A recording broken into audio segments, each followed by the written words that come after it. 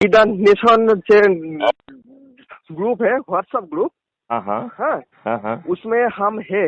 अच्छा। और हाँ मैं मैंने उत्तर प्रदेश में शहीद राजेंद्र नाथ लाहिड़ी का मैंने हमारा मैंने दादाजी का चाचा है।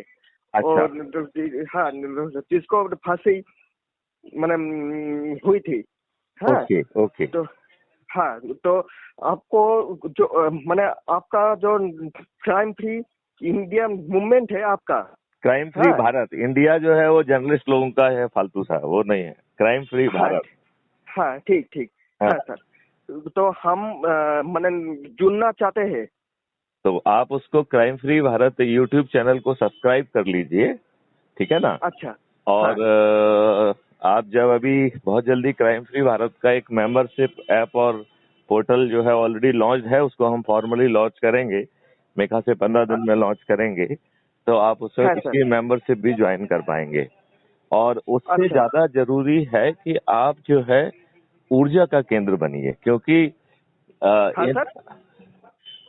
ज्यादा इम्पोर्टेंट अभी ये है कि हाँ आप जो है इन समस्याओं को समाधान करने के लिए ऊर्जा केंद्र बनिए, राइट। मैंने मैं ऊर्जा मैं के केंद्र मतलब मैं एनर्जी बेंगोली हूँ। सेंटर, एनर्जी सेंटर मैं उसका आपको एक्सप्लेन करता हूँ, ठीक है ना। हाँ हाँ आ, ये बेसिकली इस बात पे कॉन्सेप्ट पे है कि अभी की जो व्यवस्था है, चाहे वो नेहरू जी के समय की हो या उसके बाद की व्यवस्था हो, ये राजनेता अपना हित साधते रहे हैं, राइट। आप हम्म। पहले सेशन जी के पहले देखो कि ये लोग कितने दुष्टता से बूथ कैप्चरिंग कराते थे, बूथ पे फर्जी वोट हाँ वो कराते तो थे। बंगाल में तो बहुत है। वो तो बंगाल में ही तो होता है, हाँ तो वेस्ट बंगाल में। इसका मतलब है कि ये प्रजातंत्र थोड़ी रहा, ये तो दुष्टता रही। और ये बाकायदा कांग्रेस के और इवन कम्युनिस्ट के ये दुष्टता पूर्वक ये सब काम और कराते थे। कम्युनिस्ट पार्टी बंगाल में है। हाँ, कम्युनिस्ट पार्टी भी कराती थी, कांग्रेस जहाँ कांग्रेस थी वहाँ हम्म कांग्रेस कराती थी।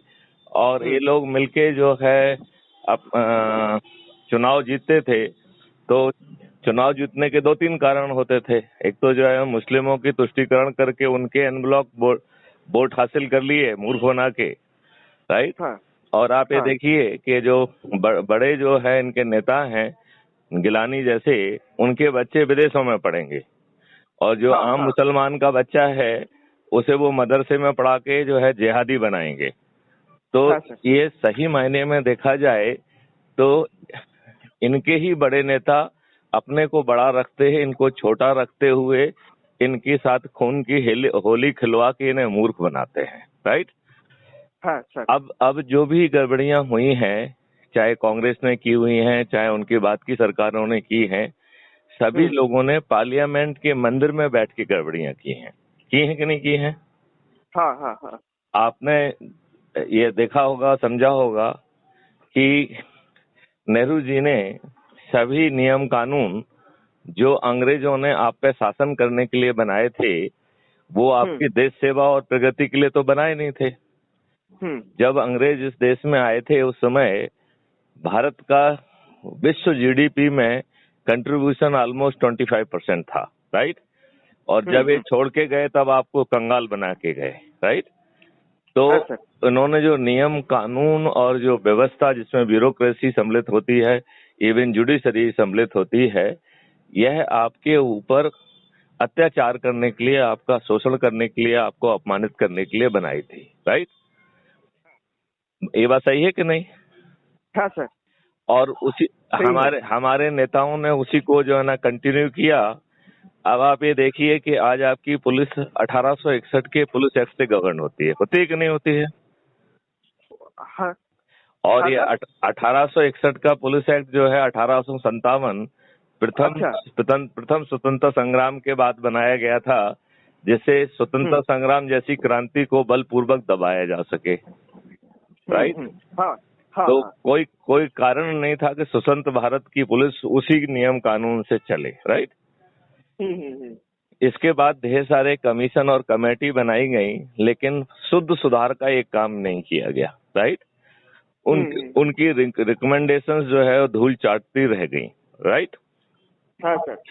अब इसके बाद जो है एक रिट पिटीशन लगी जो प्रकाश सिंह जी ने लगाई, और उसमें जो है आपने देखा होगा कि 2006 में सुप्रीम कोर्ट ने जजमेंट दिया और 7 बिंदु जजमेंट था, और ये अपेक्षा की गई थी कि उसके इम्प्लीमेंटेशन से पुलिस राजनीतिक हस्तक्षेप से मुक्त हो जाएगी। लेकिन यदि हम चीजों को एनालाइज करें तो 2006 से 2022 के बीच में 16 सालों में पुलिस के ऊपर इन दुष्ट नेताओं का फुल और कंप्लीट कंट्रोल हो गया है, राइट।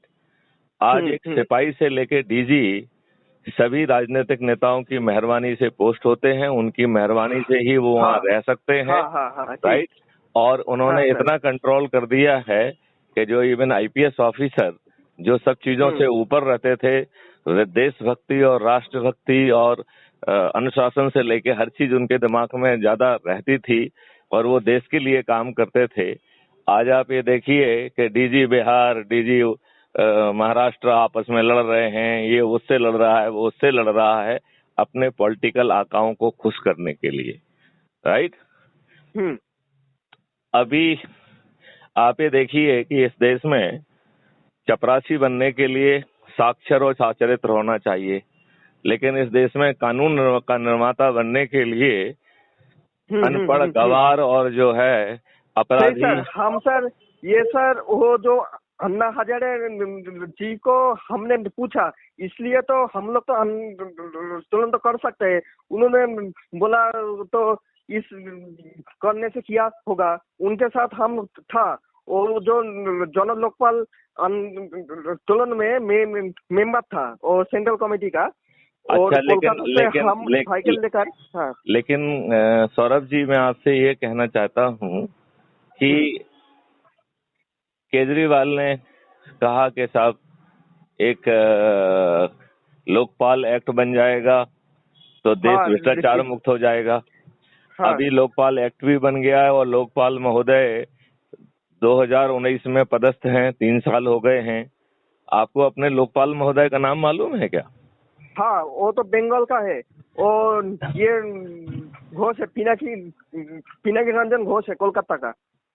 अच्छा, तो आप इसलिए जानते हैं कि वो कलकत्ता के हैं।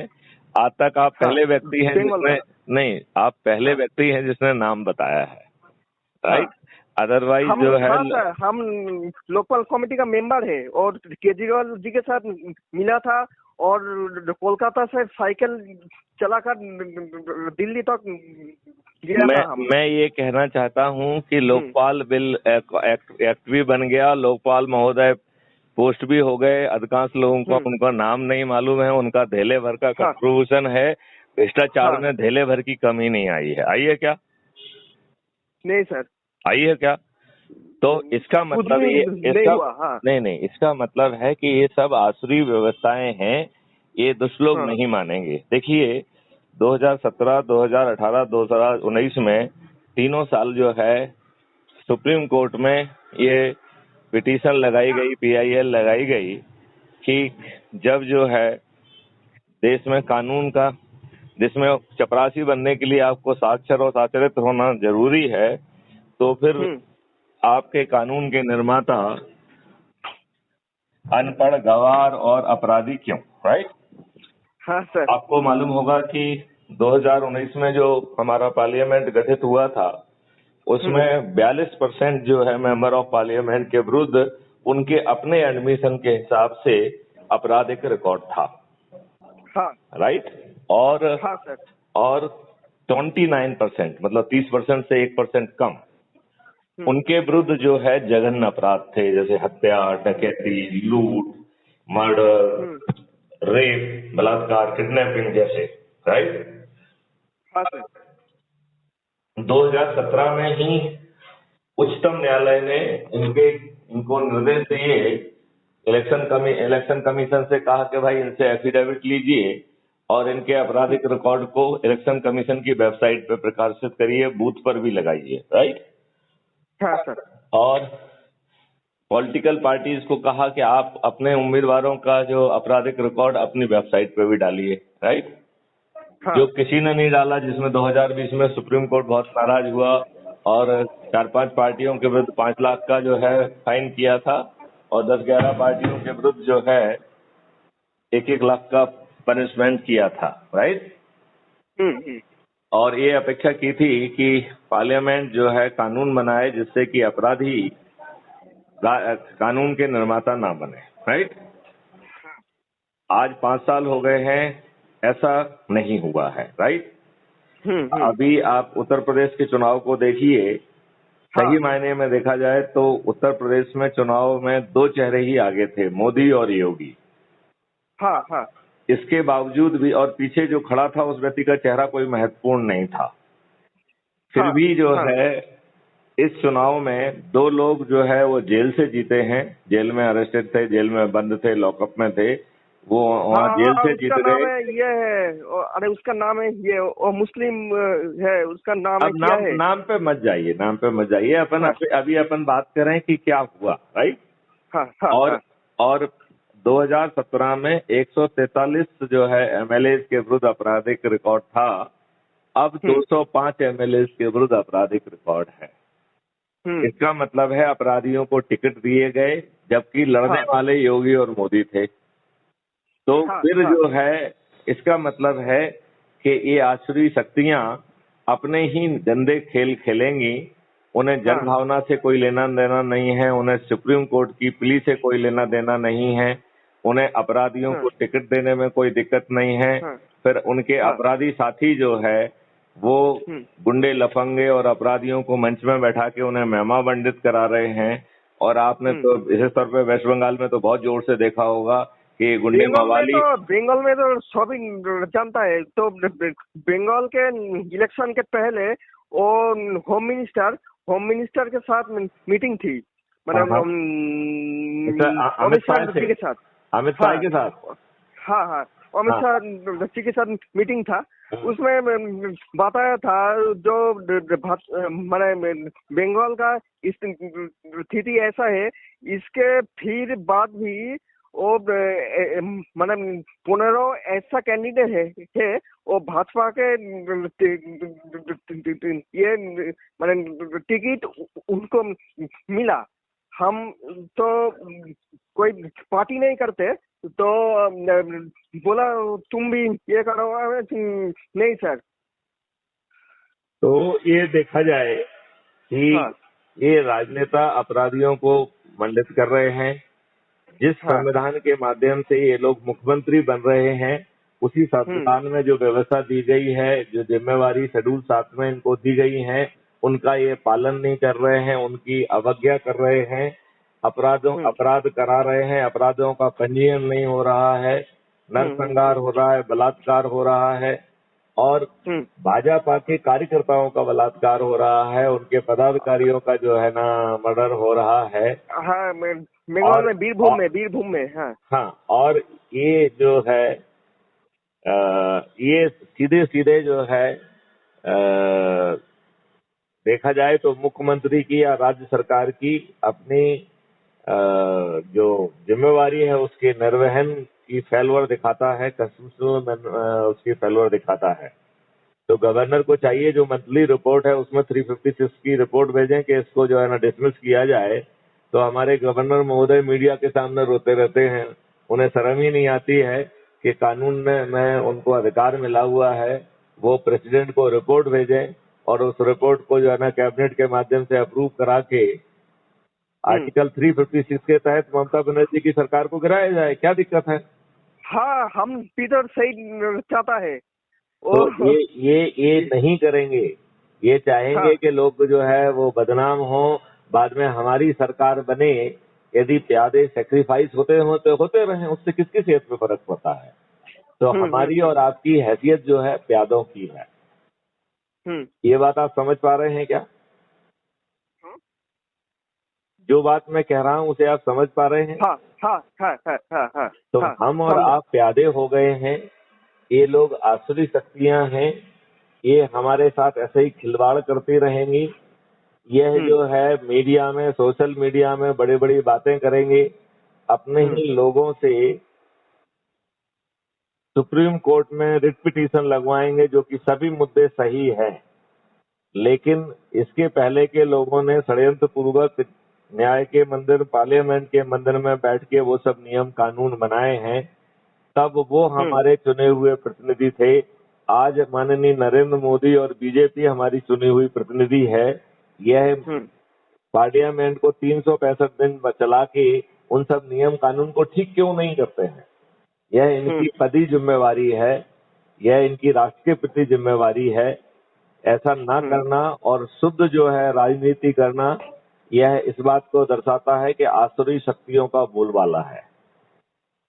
तो इस एनालिसिस से आप सहमत हैं क्या कि पार्टी कोई भी हो, सभी आसुरी शक्तियां हैं जो एन के इन प्रकार अपने आप को सत्ता में काबिज रखना चाहती हैं? इतना सौरभ जी आप समझ रहे हैं, सहमत हो रहे हैं क्या? हाँ। ये बात से सहमत हैं आप?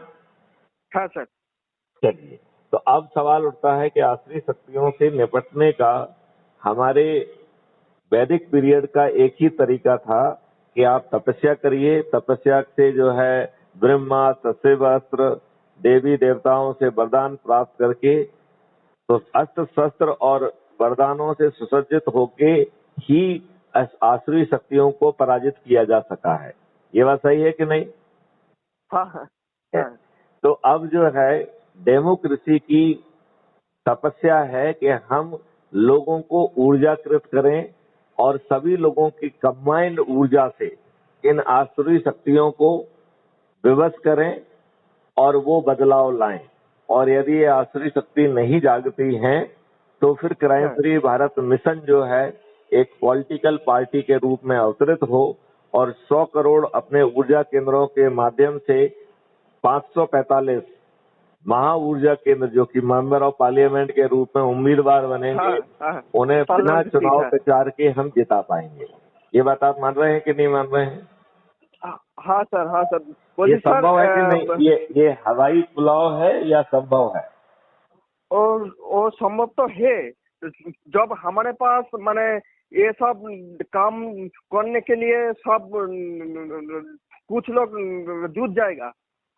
हाँ, तो अब सवाल उठ रहा है कि उसके लिए इन आसुरी शक्तियों से सीधे लड़ना ठीक नहीं है, राइट?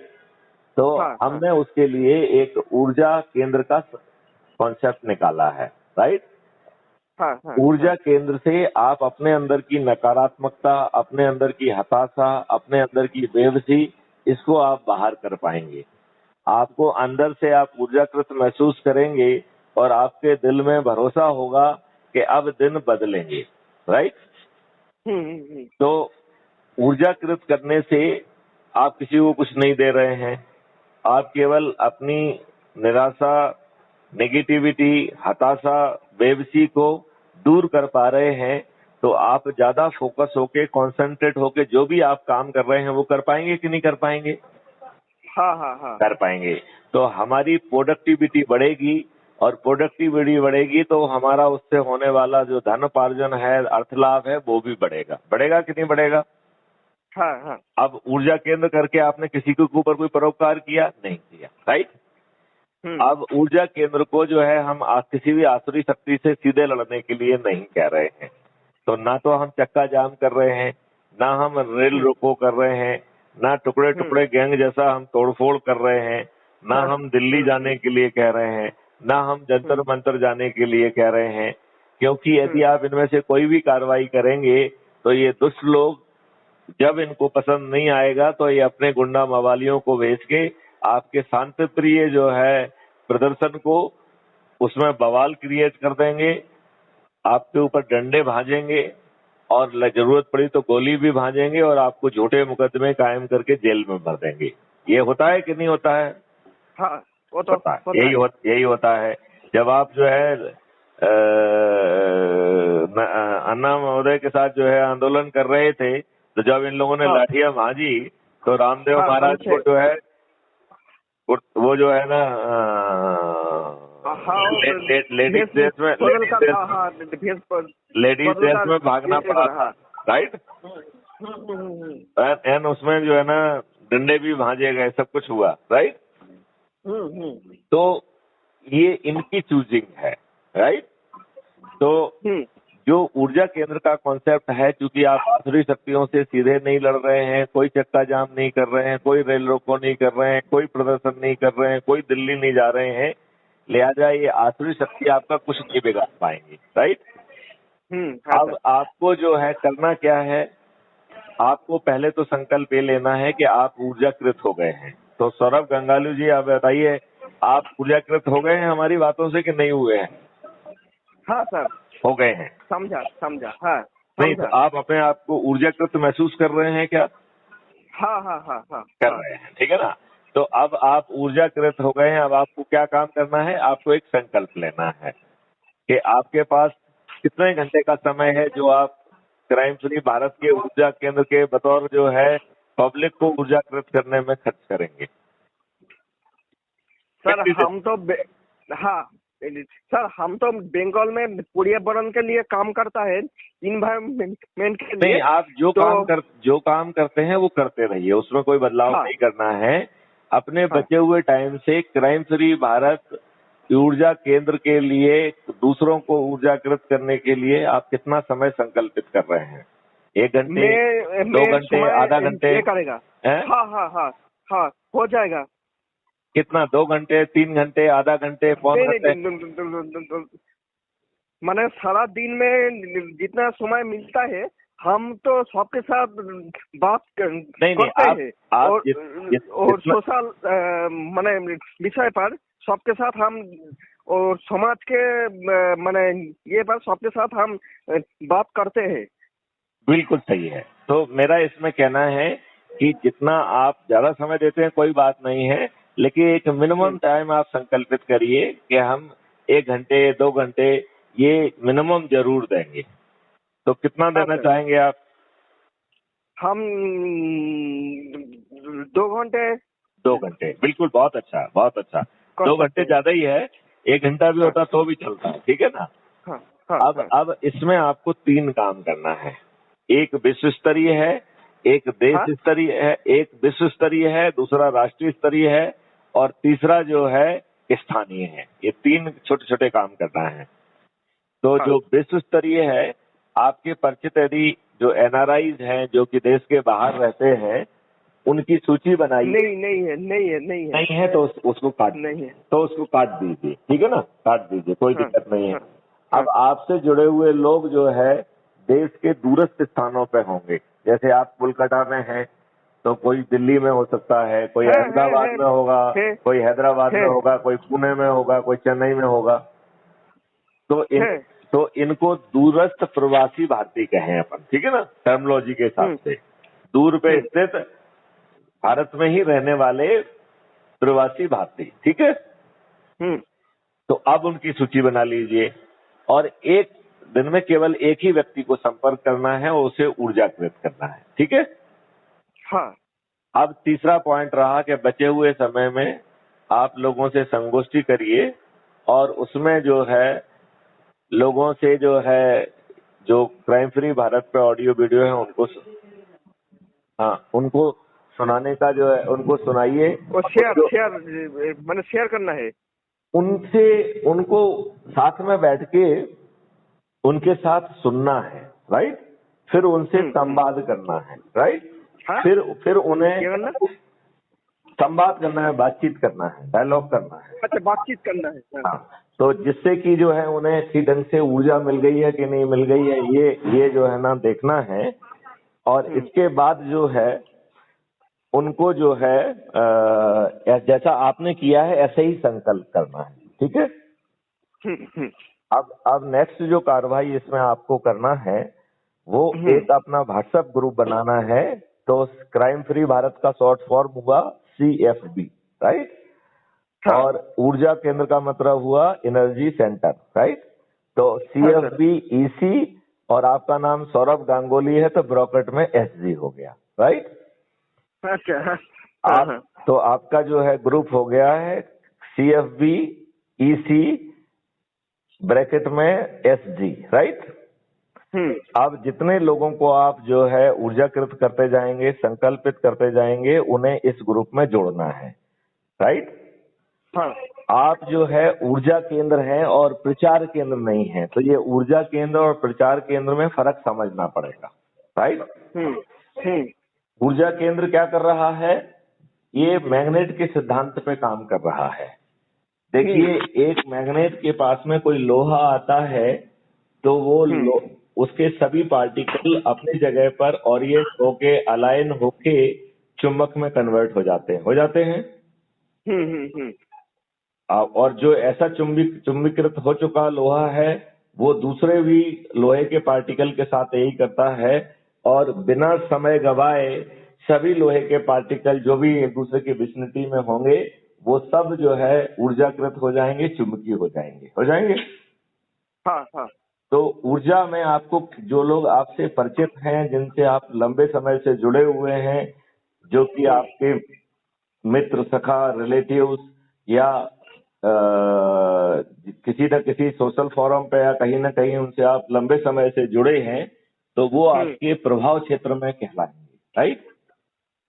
उन प्रभाव क्षेत्रों को मैं जो है आप उनके यहाँ जाके या उन्हें अपने पास बुला के, जैसा भी लगता है 2, 4, 6 लोग जितने भी एक जगह पे इकट्ठे हो सकते हैं, उनको इकट्ठा करके ऊर्जाकृत करना है, संकल्पित करना है, और जो कार्रवाई आपने की है आगे वही कार्रवाई उनको करना है। इतनी बात समझ में आ गई है क्या सर?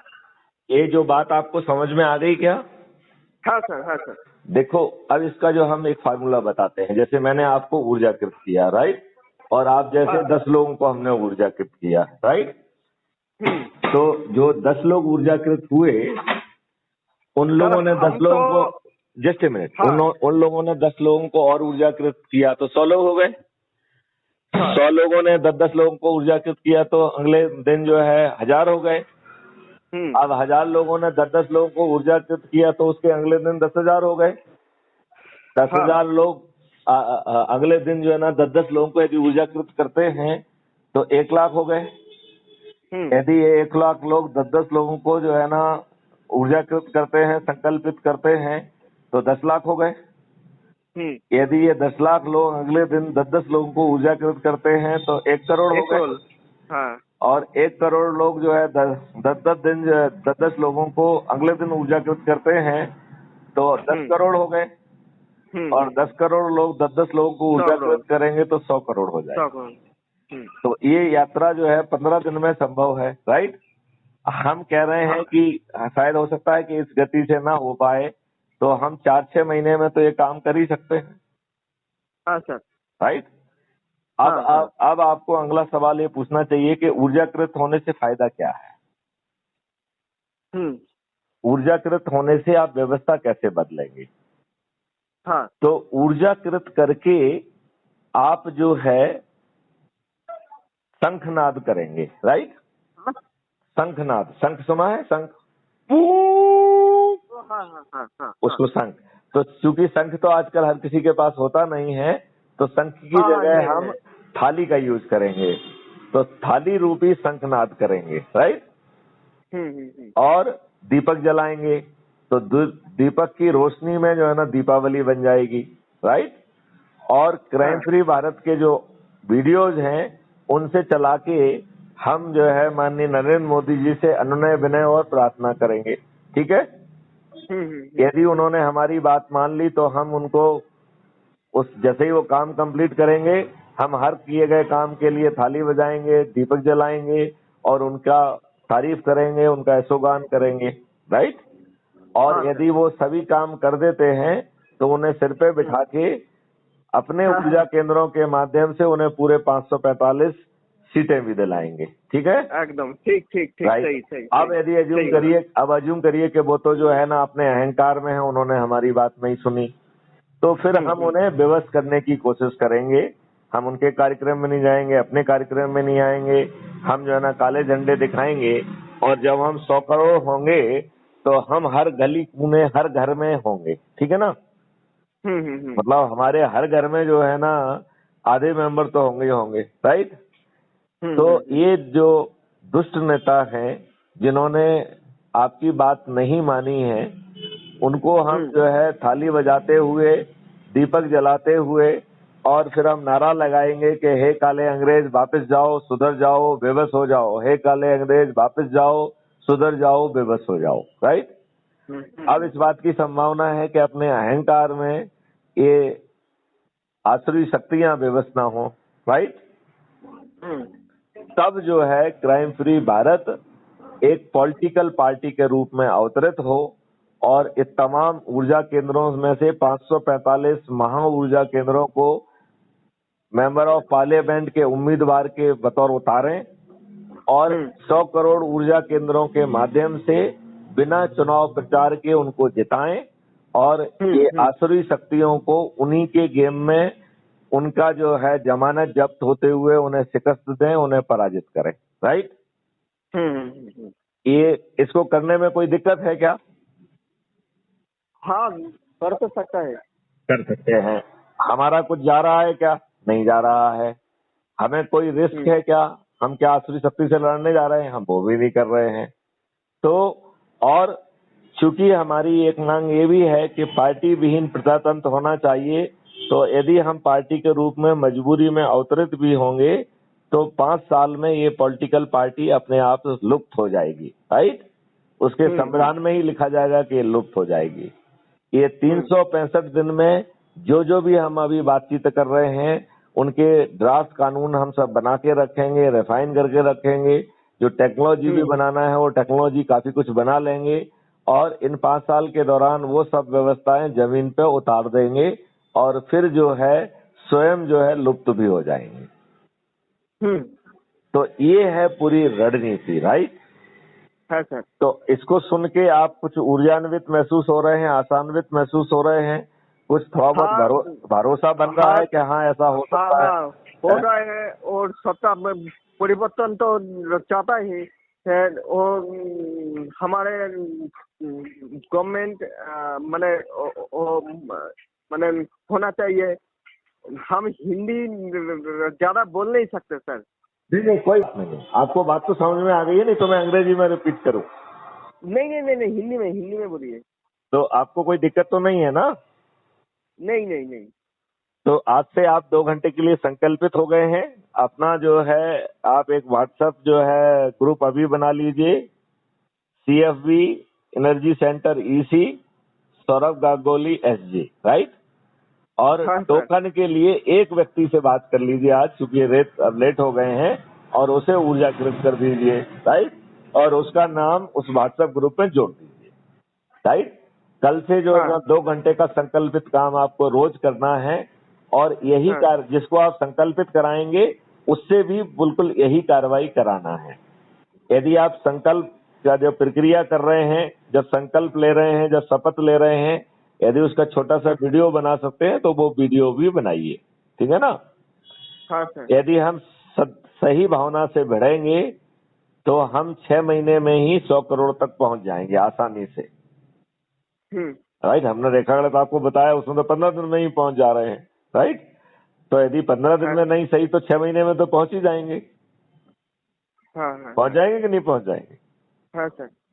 और फिर ये बदलाव में कोई ना तो आप किसी से पैसे मांग रहे हैं, उसका अपना काम जो है ना पॉजिटिव होने के कारण उसकी एनर्जी इंप्रूव कर जाएगी कि नहीं कर जाएगी? हाँ सर।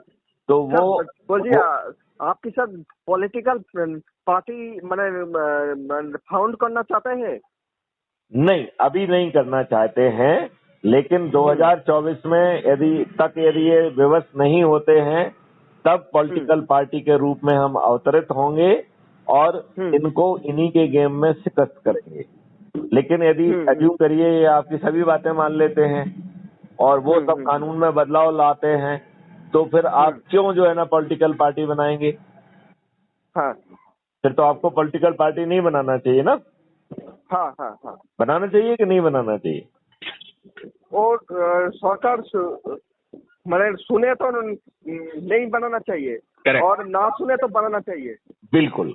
तो यदि अपन वो सुन के यदि वो सब काम कर देते हैं तो बेबस होने वाले आसुरी शक्ति अच्छी होती है, ठीक है ना, क्योंकि उन्हें आप आगे भी बेबस करके सब अच्छे काम करा लेंगे उनसे, राइट। तो आपको जो है ना फालतू की पॉलिटिक्स नहीं करना पड़ेगी और आप उन पे दबाव बना के देश हित के जितने भी निर्णय हैं, चाहे वो कानून बनाने में हो, चाहे वो व्यवस्था बदलने में हो, उन्हें आप प्रभावी ढंग से कर पाएंगे। आप इस बात से सहमत हैं क्या? हेलो। है सर। तो बस फिर आप बढ़ जाइए। यदि हम आपसे संकल्पित होकर बढ़ेंगे तो निश्चित हाँ। रूप से जो है इसका असर दिखने लगेगा। तो हाँ। ये हमारी जो वार्तालाप हुई है ये भी अभी क्राइम फ्री भारत पे चढ़ जाएगी, तो आप अपना वीडियो भी लोगों से शेयर कर लेना और हम लोग जो है जरूर मिलजुल के कामयाब होंगे। हाँ सर। हाँ सर। है ना? हाँ सर। हाँ या नहीं? हाँ है। चलिए, तो सौरभ गंगाली जी, आपने जो है ना कोलकाता से, आप इतना पहले से ही एक्टिव हैं। आपने जो है ना अन्ना हजारे जी के आंदोलन में भी हिस्सा लिया है। आपने मुझे फोन लगाया, उसके लिए हम आपको धन्यवाद देते हैं। और हम सब इसी तरीके से जो है अच्छी चीज के लिए खुद अग्रसर होकर ऊर्जा केंद्र बनकर 6 महीने में ही माननीय नरेंद्र मोदी जी से जो है शंखनाद करते हुए, उन्हें व्यवस्थ करते हुए उनसे वो सब कार्य कराएं। और यदि नहीं करते हैं तो फिर उन्हें उन्हीं के गेम में परास्त करते हुए क्राइम फ्री भारत पार्टी को स्थापित करके इन व्यवस्थाओं को हम खुद जो है ना जमीन पे लाके उतारें। हाँ सर। तो आप तैयार हैं? हाँ। हम भी तैयार हैं। चलिए, जय हिंद, जय भारत, वंदे मातरम। हाँ सर। जय हिंद, जय भारत, वंदे मातरम। और आज से आप जो है ऊर्जाकृत हुए, आज से आपका हाँ काम सर। चालू हुआ। और हम आपके जो है उसमें देखेंगे व्हाट्सएप ग्रुप में कि आपकी मेहनत कितना काम कर रही है, क्या आप हर दिन मिनिमम 10 लोगों को जोड़ पा रहे हैं। और इजी मूड में काम करिए। यदि आपके प्रभाव क्षेत्र में कुछ पत्थर आते हैं तो वो पत्थर जो है ना ऊर्जाकृत नहीं होंगे, इसमें ज्यादा जो है सोचने की जरूरत नहीं है। जब वो चारों तरफ से ऊर्जा का प्रसार होगा तो ये पत्थर भी जो है आगे चल के महा ऊर्जा केंद्र बनेंगे। तो जो लोग आपको पेसिमिस्ट दिखते हैं, जिन्हें भरोसा ना होने के कारण या जिनके पुराने अनुभव खराब होने के कारण जो नहीं जुड़ना चाहेंगे, जो नहीं ऊर्जाकृत होना चाहेंगे, उन पे फालतू में एनर्जी मत खर्च करिएगा। ठीक है ना? और चूंकि आप ऑलरेडी बहुत एक्टिव रहे हैं तो मैं ऐसा अंदाज और अनुमान लगा सकता हूं कि हजारों लोग आपसे जुड़े हुए हैं। तो उन हजारों लोगों को ऊर्जाकृत करके और उनसे जो है बाकी लोगों को ऊर्जाकृत करने की जो कार्रवाई है वो द्रुत गति से चालू कर दीजिए। हम निश्चित रूप से कामयाब भी होंगे और हम देश में परिवर्तन ला पाएंगे। हम देश की व्यवस्था बदल पाएंगे। जो नेहरू जी ने षड्यंत्र पूर्वक हमारे ऊपर अंग्रेजों के बनाए हुए नियम कानून थोपे हैं, अंग्रेजों की जो हमें अपमानित और शोषित करने की व्यवस्था थोपी है, उसमें हम आवश्यक परिवर्तन करके एक जनोन्मुखी व्यवस्था जो है ना जमीन पर उतार पाएंगे और एक हम समृद्ध भारत की स्थापना कर पाएंगे। हम एक पार्टी विहीन प्रजातंत्र की स्थापना कर पाएंगे, अपराधी विहीन राजनीति की स्थापना कर पाएंगे। हम जो है खर्च विहीन ऐप बेस्ड जो है चुनाव व्यवस्था जिसमें कि 100% लोग वोट करेंगे वो भी कर पाएंगे। और पहले चरण में उससे एमपी एमएलए इलेक्ट होंगे और दूसरी चरण में जो है ना पॉलिटिकल एग्जीक्यूटिव जो है ना वो चयनित होंगे। तो प्राइम मिनिस्टर से लेके सभी मंत्री, चीफ मिनिस्टर से लेके सभी मंत्री इसी ऐप के माध्यम से चयनित होंगे और उनका कंटिन्यूएशन जो है किसी नेता की मेहरबानी पे नहीं रहेगा, वो अपना पूरा टेन्योर पूरा करेंगे। और जो हमारे लेजिस्लेचर आजकल कानून ढेले भर का नहीं बनाते हैं, कोई चर्चा नहीं करते हैं, ये सब लोग अपना काम करेंगे और एक एक जो है एक्ट पारित नहीं करेंगे बल्कि एक एक सेक्शन को पारित करेंगे, जिस पर कि प्रत्येक सेक्शन पर बड़ी विस्तृत बहस होगी और हम बहुत ही जनोन्मुखी कानूनों को ला पाएंगे। हम जो है ब्यूरोक्रेसी और जुडिशरी को भी अकाउंटेबल बनाएंगे। आज हमारी जुडिशरी का जन्म जो है वो पॉलिटिकल कृपा पर आधारित है, ये कदापि भी देश के लिए ठीक नहीं है। तो हम एक बहुत अच्छी समृद्धशाली व्यवस्था जो है ना स्थापित कर पाएंगे, जो कि क्राइम फ्री भी होगा, साइबर क्राइम फ्री भी होगा, पेपर करेंसी फ्री भी होगा, टैक्स फ्री भी होगा, जहर मुक्त कृषि होगी और केमिकल रसायन फ्री लाइफ स्टाइल होगी। हम जो है रॉ मटेरियल को बेचने की बजाय हम जो है उसमें मेडिसिनल प्लांट, मेडिसिनल जड़ी बूटी बांट के जो है उसको लॉन्गेटिविटी भी बढ़ाएंगे, दीर्घायु भी बनाएंगे, निरोगी भी बनाएंगे और अपने इकोसिस्टम से न केवल भारतवासियों को बल्कि पूरे विश्व को जो है ना उसे उपलब्ध कराएंगे और ये अमृत तुल्य चीजें अमृत भाव पर बेचकर पुनः जो है भारतवर्ष को सोने का चिड़िया नहीं बल्कि सोने का हाथी बनाएंगे। तो सौरभ गंगुली जी, आप क्या ये सब बनते हुए देख पा रहे हैं, सोच पा रहे हैं, समझ पा रहे हैं? हाँ। चलिए, तो हम आपको अपना एक मित्र और एक अपना ऊर्जा केंद्र पाके हमें अच्छा लग रहा है और एक बार मैं पुनः आपको धन्यवाद देता हूं कि आपने स्वविवेक से हमको फोन लगाया और आपको ऊर्जाकृत करके और आपको ऊर्जा केंद्र बना के और आपके माध्यम से दूसरे हजारों लोगों को ऊर्जा केंद्र बनाने का एक रास्ता प्रशस्त हुआ है। मुझे विश्वास है कि आप पूरी कर्मठता के साथ इसमें जुड़ेंगे और इसको जमीन पर उतारेंगे। ठीक है? हाँ। चलिए, तो अब इस वार्तालाप को यहाँ विराम करें अपन। चलिए, जय हिंद, जय भारत, वंदे मातरम। हाँ सर, हाँ।